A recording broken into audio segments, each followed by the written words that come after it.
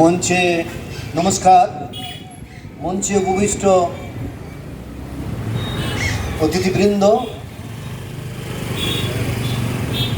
ও আজকের এই মহতী সভার এই যেখানে অনুষ্ঠিত হচ্ছে সেই লালবাগবাসীদের উদ্দেশ্যে আমি আমার আন্তরিক অভিনন্দন ও নমস্কার জানাচ্ছি।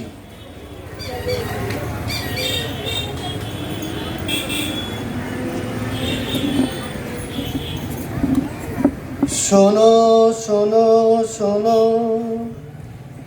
জগৎবাসী শোনো, অমৃত পুত্র তোমরা এ কথা যেন,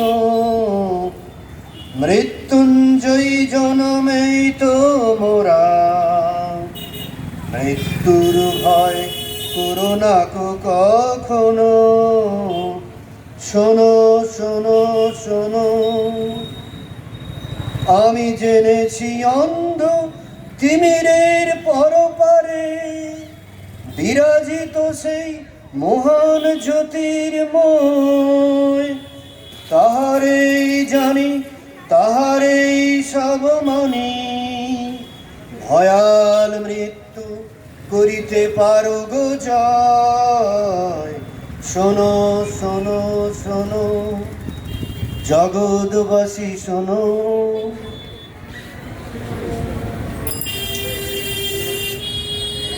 জাগো শান্ত শুদ্ধ যোগ যুক্ত চিতে,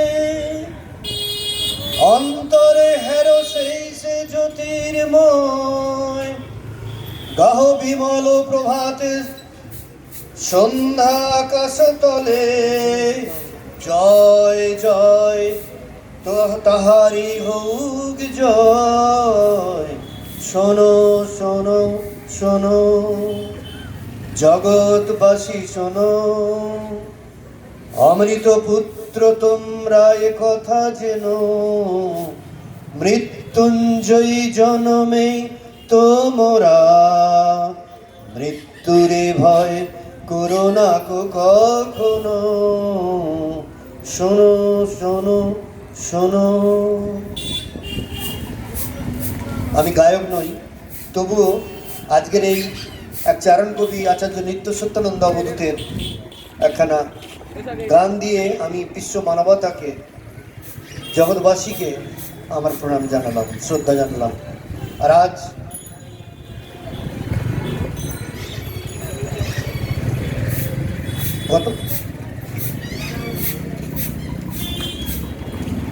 গতকাল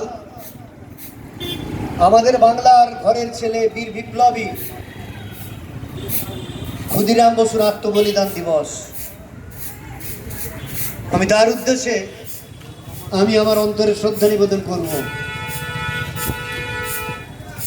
এই চারণ কবির একটি গান শুনিয়ে তারপরে আমি আমার বক্তব্যে আসব। হাজার হাজার প্রাণ রক্ত দিল, হাজার হাজার প্রাণ রক্ত দিল, ওরা বাংলার মুক্তি আনবে, ওরা ভারতের মুক্তি আনবে, ওরা বাংলার মুক্তি আনবে, ওরা ভারতের মুক্তি আনবে। ওরা বুক চিরে দিল, ওরা মানে না বিপদ বাঁধা রাত্রি, ওরা আলোক তীর্থ পথযাত্রী, ওরা মানে না বিপদ বাঁধা রাত্রি, ওরা আলোক তীর্থ পথযাত্রী। ওরা আধারের বুক চিরে সূর্য রাঙা দিন আনবে, দিন আনবে। হাজার হাজার প্রাণ রক্ত দিল, ওরা বাংলার মুক্তি আনবে, ওরা ভারতের মুক্তি আনবে, ওরা ভারতের মুক্তি আনবে, ওরা বিশ্বের মুক্তি আনবে। ওরা বুক চিরে দিল কত রক্ত, ওরা হাজার হাজার প্রাণ আহুতি দিয়ে স্বাধীনতা বেদি করে শক্ত। ওরা মানে না বিপদ বাঁধা রাত্রি, ওরা আলোক তীর্থ পথযাত্রী, ওরা মানে না বিপদ বাধা রাত্রি। ওরা আলোক তীর্থ পথযাত্রী, ওরা ওরা মানে না বিপদ বাধা রাত্রি। ওরা আলোক তীর্থ পথযাত্রী, ওরা বাঙাল, ওরা মরণের জয়, ওরা বাজালো মরণ জয় ডঙ্কা। ওরা মরণের নাহি করে শঙ্কা, ওরা মরণের নাহি করে শঙ্কা। ওরা বাজালো মরণ জয় ডঙ্কা। ওরা আধারের পারতে সূর্য রাঙা দিন আনবে, এই আনবে। হাজার হাজার প্রাণ রক্ত দিল, হাজার হাজার প্রাণ রক্ত দিল। ওরা বাংলার মুক্তি আনবে, ওরা ভারতের মুক্তি আনবে, ওরা ভারতের মুক্তি আনবে। ওরা বিশ্বের মুক্তি আনবে, ওরা বিশ্বের মুক্তি আনবে, ওরা বিশ্বের মুক্তি আনবে। সুধীবৃন্দ, বাংলার বীর দামাল ছেলে, বীর বিপ্লবী, অগ্নিযুগের বিপ্লবী ক্ষুদিরাম বোস, কালকে ছিল তার আত্মবলিদান দিবস।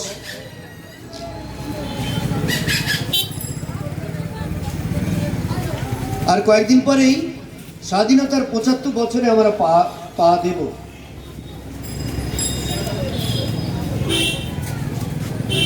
আচ্ছা, সত্যি কি আমরা প্রকৃত অর্থে স্বাধীনতা পেয়েছি? এই যে তথাকথিত স্বাধীনতা, যার ৭৫ বছর প্রায় বয়স হতে চলল, একটু আমরা বিশ্লেষণ করে দেখি আমরা কি চেয়েছিলাম আর কি পেলুম। আমার মূল বক্তব্যে আসার আগে আমার মনে হয় এটা খুব একটা অপ্রাসঙ্গিক হবে না। কেননা আপনারা তো ভাবছেন সাধু মহারাজ, সন্ন্যাসী মহারাজ স্বাধীনতার কথা বলছে। হ্যাঁ, বলতে তো হবেই, বীর বিপ্লবীদের কথা বলতে তো হবেই। কেননা আমি তো বাংলার কথা বলছি, বাংলার কথা তো বলতে হবেই। কেননা বাংলাকে ভালোবেসেই আমি যে বিশ্বপ্রেমিক, বিশ্ব ঐক্যতাবাদী। এই বাংলার জল, আলো, হাওয়া নিয়ে তো আমি বেড়ে উঠেছি। তাই বাংলার কথা তো বলতেই হবে। বাংলাকে ভালোবেসে আমি বিশ্ব ঐক্যতাবাদী। আজকে যারা বুকে রক্ত ঢেলে দিল স্বাধীনতা যুদ্ধে, কারা দিয়েছিল সব থেকে বেশি বুকে রক্ত? এই বাংলার ছেলেরা। সব থেকে বেশি ক্ষতিগ্রস্ত কারা হয়েছিল?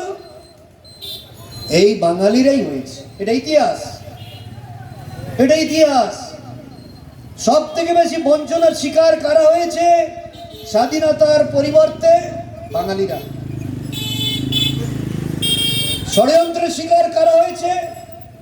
সেই নেতাজি সুভাষচন্দ্র বোস থেকে শুরু করে আজও চলেছে, আজও চলেছে।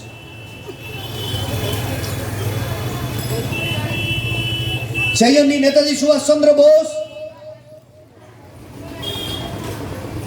তিনি ভারতবর্ষের রাজনৈতিক স্বাধীনতা শুধু চাননি, তিনি চেয়েছিলেন ভারতবর্ষের রাজনৈতিক স্বাধীনতার সঙ্গে সঙ্গে অর্থনৈতিক স্বাধীনতার সংগ্রামও শুরু করতে হবে। আর তার এই বক্তব্যে ভয় পেয়ে গিয়েছিল দেশীয় বেনিয়ারা, পুঁজিপতিরা। তারা ভাবছিল যদি নেতাজি সুভাষচন্দ্র বোস স্বাধীনোত্তর ভারতবর্ষের প্রেসিডেন্ট বা প্রধানমন্ত্রী হয়ে যায়, কেননা নেতাজির ছিল অভ্রংলেই হিমালয় সম ব্যক্তিত্ব। কি সেই ব্যক্তিত্ব? হিটলারের সামনে, সেই যুগে হিটলারের সামনে দাঁড়ানোর মতো এই যে স্পর্ধা এবং সাহস, দুঃসাহস সে যুগে একজনেরই ছিল, নেতাজি। তখন নেতাজি হননি, সুভাষচন্দ্র বোস।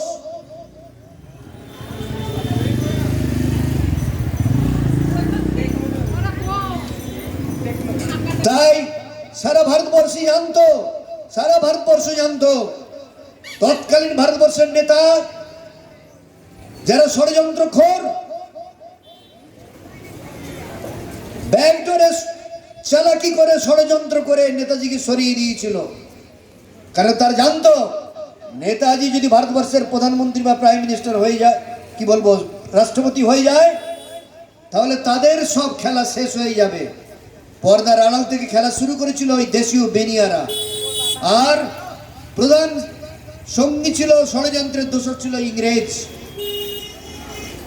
ইংরেজরা, ব্রিটিশরা ভালোই জানতো, ভালোভাবেই জানতো যে বাঙালিরা বুদ্ধি, মেধা, মননশীলতা, মনীষা, আধ্যাত্মিকতা, বিদ্রোহ বিপ্লবের তেজ সবকিছুতেই সারা ভারতবর্ষের থেকে আলাদা। এই বাংলায় বিভিন্ন যুগে বিভিন্ন বৈদেশিক আক্রমণ হয়েছে। শন, হুক, শক, হুন, পাঠান, মোগল এবং সর্বশেষে ব্রিটিশ একের পর এক আক্রমণ করেছে। কিন্তু বাংলার স্বকীয়ত্ব, স্বাভিমানকে কেউ ভেঙে চুরমার করে দিতে পারেনি। ব্রিটিশরা বুঝেছিল, আমি এই যেখানে বক্তব্য রাখছি এর অদূরেই মনে হয় আছে পলাশী, ট্রেন যোগে দেখেছি। এই সেই পলাশী 1757 সালে বাংলার স্বাধীন সূর্য অস্তমিত হয়েছিল ব্রিটিশের ষড়যন্ত্রে আর দেশীয় মির্জাফর ইত্যাদি বেঈমানদের সহযোগিতায়। বাংলার স্বাধীনতা সূর্য স্বাধীন অস্তমিত হয়েছিল, আর বণিকের মানদণ্ড ক্রমে রাজদণ্ডে পরিণত হয়েছিল। এটা ইতিহাস।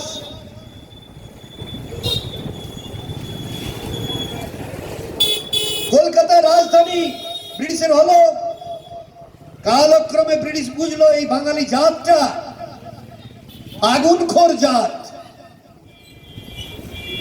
এরা চিরবিদ্রোহী, কারো কাছেই সহজে মাথা নোয়ায় না। ভালোবেসে যদি কেউ আলিঙ্গন করতে আসে, আলিঙ্গন অবশ্যই করবে। এরা যুগে যুগে স্থান দিয়েছে।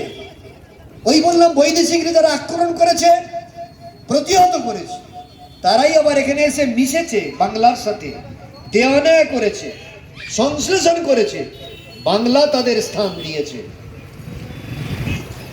ব্রিটিশরা বুঝেছিল এই বাঙালি জাতটা, তৎকালীন বাংলা ছিল সত্যিকারের অর্থেই সোনার বাংলা।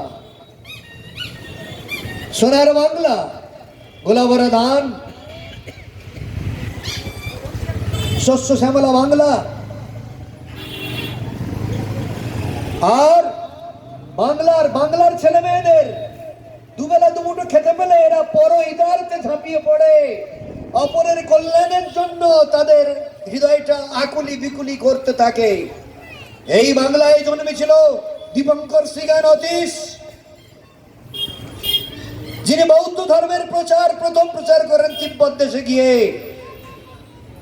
এই বাংলারে ছিল আজকের বাংলাদেশ। নাথ ধর্মের বিখ্যাত গুরু মৎস্যেন্দ্রনাথ, তিনি ছিলেন রাজকুমার, রাজ পরিবার থেকে ছিলেন সেই মৎস্যেন্দ্রনাথ। তো বাংলার তো একের পর এক অষ্টাদশ শতাব্দী থেকে 19 শতাব্দীকে বলা হয় রেনেসাঁর টাইম। বাংলার দুগুল উপচে পড়েছিল শিক্ষা, সাহিত্য, অর্থনীতি, শিল্প, সংস্কৃতি, বিজ্ঞান, প্রতিটি ক্ষেত্রে এই বাংলা রত্ন প্রসবিনী ছিল। আর তাই ব্রিটিশরা ভয় পেয়েছিল এই বাংলাকে যদি হাতে মারতে হবে এবং ভাতেও মারতে হবে। হাতে মারা সোজা ব্যাপার নয়। আমাদের যদি দীর্ঘস্থায়ী শাসন করতে হয় তাহলে এই বাংলাকে ভাতে মারতে হবে। আর তাই ভাতে মারার ষড়যন্ত্র তারা করেছিল, বাংলাকে টুকরো টুকরো করার মধ্য দিয়ে। 1905 সালে বঙ্গভঙ্গের প্ল্যান প্রতিহত হলেও তার কয়েক বছর পরেই সেটা সাফল্য মণ্ডিত করলো। বাংলাকে তখন বাংলা ছিল সুবে বাংলা, বিশাল তার পরিধি। সেই বাংলার অংশকে কেটে বিহার, উড়িষ্যায়, অসমে এইভাবে টুকরো টুকরো করে দেওয়া হয়েছিল। টুকরো হলো টুকরো হলো টুকরো হলো। তারপরে ব্রিটিশরা ভারত ত্যাগের আগে দ্বিজাতি তত্ত্বের ভিত্তিতে ভাগ করে গেল ভারতটা। আর সেই ভাগের কোপটা কাদের উপর পড়লো? বেশিরটা এই বাংলার উপর পড়লো, কিছুটা পাঞ্জাবের উপর পড়লো। ইতিহাস। দেশ ভাগের স্বাধীনতার সুখ ভোগ, আনন্দ, উৎসব সারা ভারতবাসী করলেও দেশ ভাগের যন্ত্রণা, দাঙ্গা, লক্ষ লক্ষ মানুষের প্রাণত্যাগ, হত্যা, সেই দুঃখের স্মৃতি নিয়ে বাঙালি আজও বেঁচে আছে। ফুটপাতে অসংখ্য শরণার্থী, কোথাও দণ্ডকারণ্য, কোথায় আন্দামান অথবা মরিজ্জাপি, তার মুখ থেকে কেড়ে নেওয়া হয়েছে ভাষা, সংস্কৃতি। নিজ ভূমে বাঙালি পরদেশী হয়ে গেছে। আজকে স্বাধীনতার এই প্রাক স্বাধীনতার প্রাককালে এইটুকু কথা বললে বুঝি অত্যুক্তি হবে না। তাই আর এখনকার বাঙালি কি করছে? তার আগে আমি আর একটা কথা বলবো। মহান দার্শনিক, আমার ধর্মগুরু, আনন্দমার্গের ধর্মগুরু, আধ্যাত্মিক গুরু শ্রী শ্রী আনন্দমূর্তিজি, তিনি বাংলা বাঙালি নামে একটি গ্রন্থ রচনা করলেন। সেখানে সায়েন্টিফিক ওয়েতে অ্যানালিসিস করে তিনি দেখিয়েছেন কেন এই বিশ্বের বুকে, নৃতাত্ত্বিক ব্যাখ্যা করে তিনি দেখিয়েছেন এই বাঙালি জাতিটা মননশীলতায়, বুদ্ধিতে, সব ক্ষেত্রে পৃথিবীর শ্রেষ্ঠ জাতি। কিন্তু এই সেই জাতটা কি হাল হয়েছে? আজকে কাঁকড়া বাঙালি, বাঙালির অপরিচয়। কেউ কারো ভালো দেখতে পারে না, মারামারি, কাটাকাটি, হানাহানি, দলাদলি, কেউ কি এই যাত্রা কি ধ্বংসের পথে যাবে? আজকে প্রয়োজন একতা।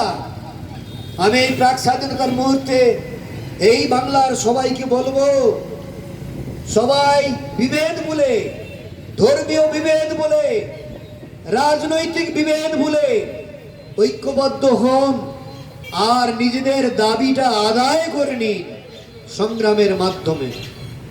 স্বাধীনতার সম্পর্কে আমার এইটুকুই বলার ছিল, এর বেশি কিছু বলবো না। এবার আসি আনন্দমার্গের কথায়। আনন্দমার্গের লক্ষ্যটা হলো কি? এই লক্ষ্য বলার আগে আমি একটা জিনিস বলি। আনন্দমূর্তিজি তার বাংলা বাঙালি গ্রন্থে সভ্যতাকে তিনটে স্তরে ভাগ করেছেন। নদীয় সভ্যতা নামক প্রবন্ধে সেখানে তিনি দেখিয়েছেন সভ্যতা নদীর গতিপথ ধরে এগিয়ে চলে।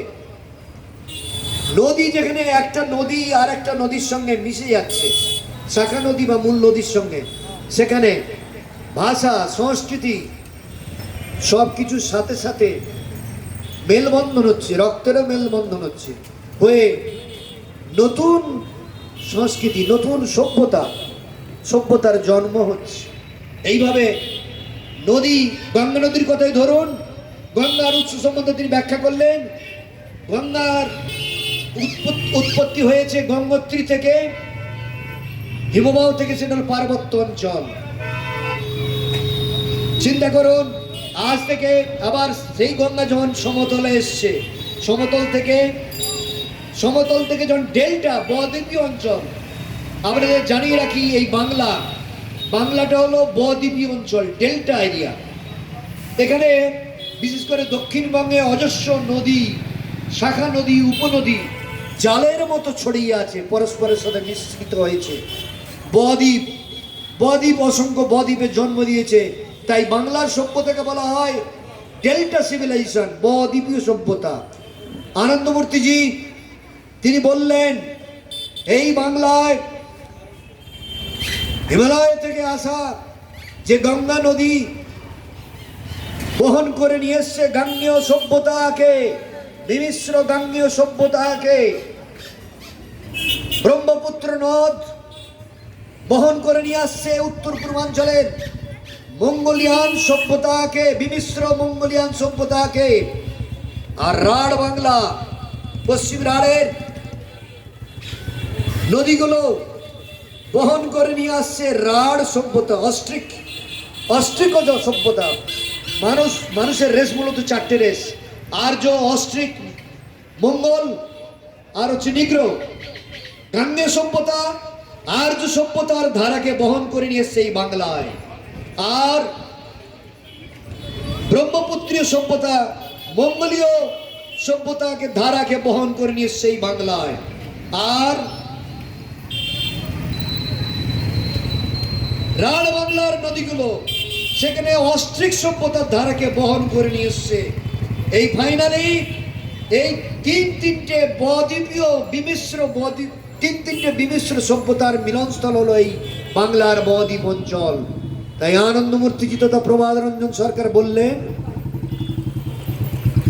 তিনি বললেন বাংলার সভ্যতায় তিনটে সভ্যতার বিমিশ্র সভ্যতার মিলন মিশ্রণের পরে তৈরি হয়েছে মানব সভ্যতার ইতিহাসে, পৃথিবীর ইতিহাসে আর কোন সভ্যতায় এতগুলো নদী, এতগুলো বিমিশ্র সভ্যতার মিশ্রণ হয়নি, যেটা নাকি বাংলায় হয়েছে। তাই বাংলার মানুষের বৌদ্ধিকতা, মনীষা, নৃতাত্ত্বিক দিক থেকে তার বুদ্ধিবৃত্তি, তার ত্যাগ, তার তিতিক্ষা, পরহিতাতে ঝাঁপিয়ে পড়া, দেখবেন এই বাংলার বুকে শুধু রাজনৈতিক ব্যক্তিত্ব নয়, বৈজ্ঞানিক দিকপাল নয়, সাংস্কৃতিক সাহিত্যিক কবিরা নয়, যুগে যুগে অসংখ্য ঋষি মুনি মহাপুরুষের জন্ম হয়েছে। রামকৃষ্ণ পরমহংস থেকে প্রভুপাদ, বিবেকানন্দ, যোগানন্দ, অজস্র সাধক সাধিকার জন্ম হয়েছে। তারা মানুষকে আধ্যাত্মিকতার আলো ছড়িয়ে গেছে মানবতার মাঝে, শুধু এই বাংলার বুকে নয়, সারা ভারতে, সারা পৃথিবীতে। এটাই বাংলার বৈশিষ্ট্য। বাংলা ভালোবাসায়, ত্যাগে নিজেকে উজাড় করে দেয়, সবাইকে কাছে টানে, কিন্তু যদি তাকে কেউ রক্তচক্ষু দেখায় তাহলে সে সহজে মা ছেড়ে কথা বলে না। এই বাংলার গরিমা ইতিহাস আনন্দমূর্তিজি বাঙালির ঝুঁটিটাকে ধরে নাড়া দিয়ে তার স্বকীয়তাটাকে জানাতে চেয়েছে। ঘুমন্ত ভাট ঘুমিয়ে আছে, ওঠো, জাগো, ভাই ভাই লড়াই করছো পিস্তল বোমা নিয়ে, দলাদলি করে ভাতৃঘাতী সংঘাতে মরছো, ঐক্যবদ্ধ হও, খণ্ড খণ্ড বাংলা তাকে আবার এক করো। এবার আসি আনন্দমূর্তিজি, আনন্দমার্গের আবির্ভাবটা কেন হলো?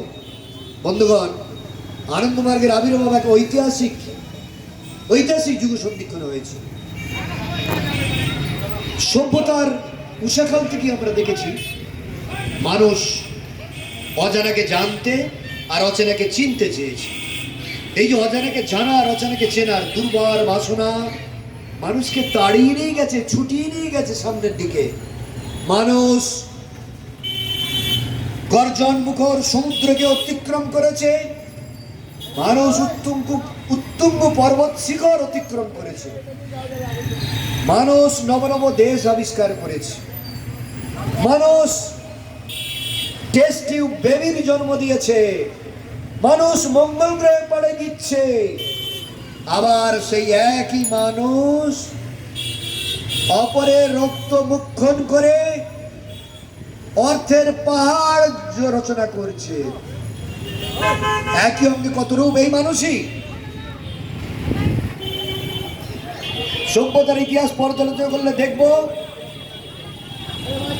পৃথিবীর ইতিহাসে আজ পর্যন্ত যত দর্শন এসছে সব লবসাইডের তত্ত্ব। কেউ অর্থনৈতিক তত্ত্ব দিয়েছেন, আধ্যাত্মিকতা সম্বন্ধে কিছু বলেননি। কেউ আধ্যাত্মিকতার বাণী দিয়েছেন, মানুষ খেয়ে পরে কি করে বাঁচবে তার নির্দেশনা দেননি। আবার কেউ সমাজ সংস্কারের কথা বলে গেছেন, অন্যদিকে দিতে পারেননি কিছু।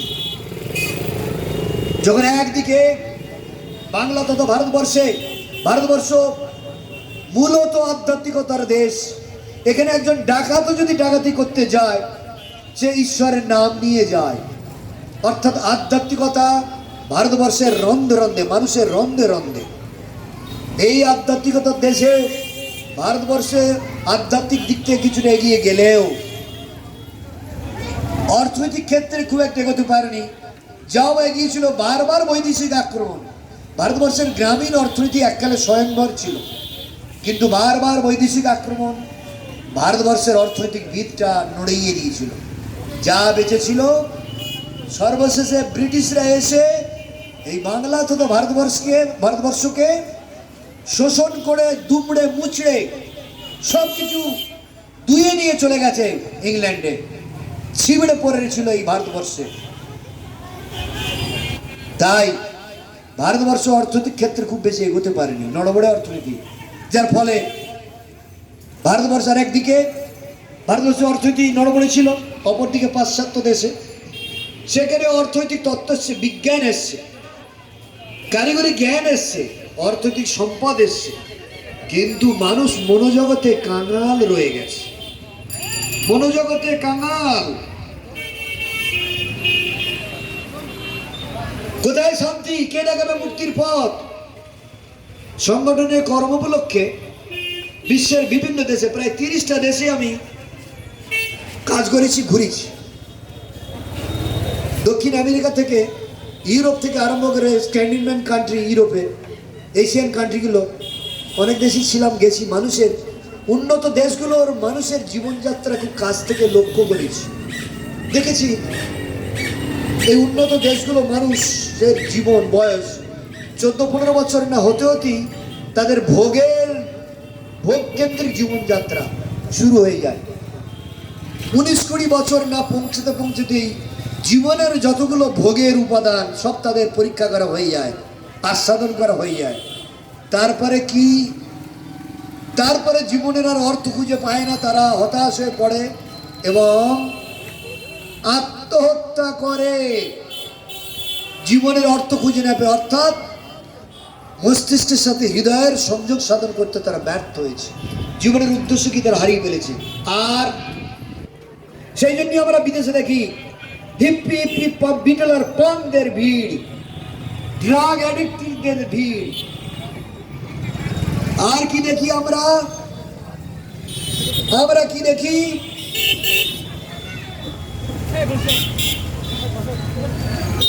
যেখানে ফ্রি সেক্স, এরকম ধরনের অবস্থা।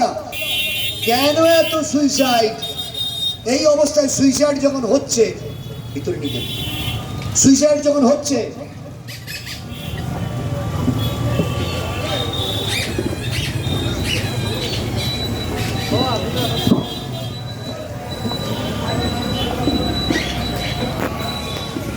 মাফ করবেন একটু বৃষ্টি এসে গেছে, আমরা বক্তব্য জারি রাখবো।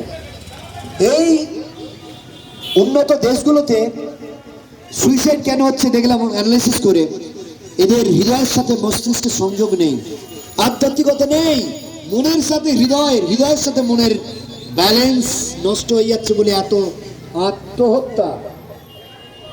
আজকাল কিন্তু আমাদের দেশেও আত্মহত্যা খুব বেড়ে গেছে। এই বাংলার বুকে ছোট ছোট কচিকাঁচা ছেলে মেয়ে থেকে আরম্ভ করে কেন আত্মহত্যা করছে? সমাজ চিন্তাবিদ তারা কি শুনছেন আমার কথা না? কেন এক আত্মহত্যা? আমি আসছি, আপনাদের কাছে কোনো জবাব আছে? সমাধান আছে? নেই। সমাধান আমাদের কাছে আছে, সেটাই আসছি। তাহলে আমরা দেখলাম যে লবসাইডের তত্ত্ব থিওরি এসছে, লবসাইডের তত্ত্বটা থিওরি এসছে। পৃথিবীর বুকে কম্প্রিহেন্সিভ আইডিওলজি আসেনি, কম্প্রিহেন্সিভ আইডিওলজি বা পূর্ণাঙ্গ জীবনাদর্শ আসেনি, সর্বাত্মক জীবনাদর্শ আসেনি। সর্বাত্মক জীবনাদর্শ আসেনি বলে পৃথিবীতে কোথাও একটা আদর্শ মানব সমাজ এখনো তৈরি হয়নি, আদর্শ মানব সমাজ এখনো তৈরি হয়নি। আমরা দেখলাম প্রাচ্যের ক্ষুধাতুর মানুষ, কোটি কোটি ক্ষুধাতুর মুখ্য মানুষ, আর পাশ্চাত্যের মুখ্য মানুষ তাদের হাহাকারে যখন সারা পৃথিবীর আকাশ বাতাস মথিত হচ্ছে, কোথায় শান্তি? কে দেখাবে পথ, মুক্তির পথ? এইরকম এক ঐতিহাসিক যুগ সন্ধিক্ষণে মহান দার্শনিক ও ধর্মগুরু শ্রী শ্রী আনন্দমূর্তিজির আবির্ভাব এই পৃথিবীতে, এই ডেল্টা সভ্যতায়, এই বাংলায় মহাবিন্দু সভ্যতায়। লক্ষ্য করে দেখবেন, আজ থেকে ৭,০০০ বছর আগে ভগবান সদাশিব মানব সভ্যতার ইতিহাসে প্রথম তারক ব্রহ্মের আবির্ভাব হয়েছিল। তিনি জন্মেছিলেন হিমালয় পার্বত্য অঞ্চলে, সভ্যতার পার্বত্য অঞ্চলে। আজ থেকে ৩৫০০ বছর আগে ভগবান শ্রীকৃষ্ণ এলেন। তার আবির্ভাব কোথায় হলো? তিনি জন্ম নিলেন সমতলে, সমতল অঞ্চল মথুরায়। আর ঠিক ৩৫০০ বছর পরে ধর্মগুরু তথা ভগবান শ্রী শ্রী আনন্দমূর্তিজির আবির্ভাব হলো এই ডেল্টায়। তিনি বিহারের জমালপুরে, বিহারের জামালপুরে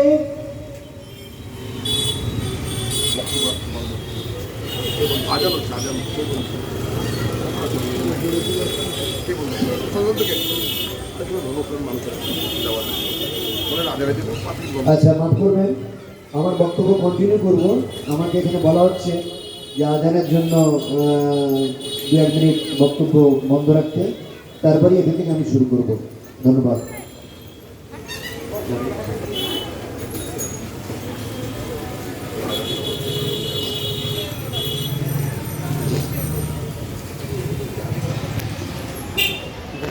বন্ধ করে বুঝলেন, আবার নতুন করে চালু করবো। বন্ধ থাকুন এইটাই তো, এটা তো